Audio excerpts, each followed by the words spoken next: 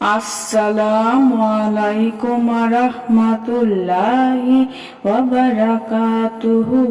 সুপ্রিয় সম্মানিত দর্শক শ্রোতা, আশা করি মহান রব্বুল আলামিনের দয়ায় আপনারা সকলেই ভালো আছেন। সুপ্রিয় সম্মানিত দর্শক শ্রোতা, পরকালের জীবনই আসল জীবন, আর এই পৃথিবীর জীবন কিছুই নয়, শুধু একটি খেলা ও মন ভোলানোর ব্যাপার মাত্র। আসল জীবনের ঘর তো পরকাল, একথা যদি তারা জানতো। সূরা আল আনকাবুত আয়াত 64।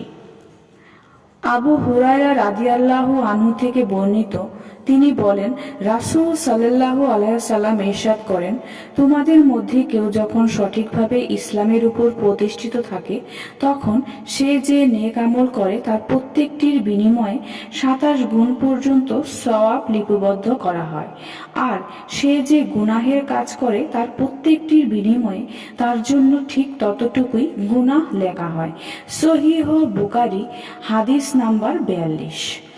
আসুন প্রিয় দর্শক শ্রোতাবৃন্দ, নিষিদ্ধ বিষয়ে কামনা করলে যে গুনাহ হয় তা মাফের জন্য দোয়াটা আমরা শিখে নেই। অর্থাৎ বিভিন্ন নিষিদ্ধ বিষয়ের উপর আমরা গুনাহ করে ফেলি, সেই নিষিদ্ধ বিষয়ে গুনাহ করার পর মাফের জন্য আল্লাহর কাছে ক্ষমা চাওয়ার জন্য যে দোয়া করবেন, সেই দোয়া আমরা জেনে নেই। বিসমিল্লাহির রহমানির রহিম।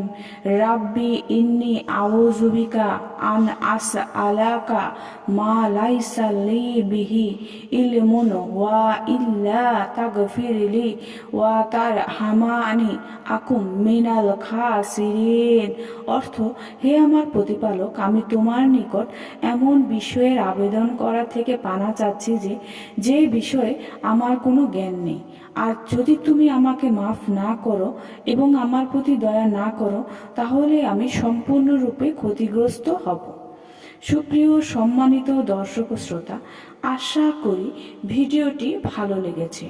ভিডিওটি যদি ভালো লেগে থাকে অবশ্যই চ্যানেলটি সাবস্ক্রাইব করবেন, লাইক করবেন, কমেন্ট করবেন এবং বেশি বেশি শেয়ার করে দেবেন। সবাই ভালো থাকবেন। আল্লাহ হাফেজ।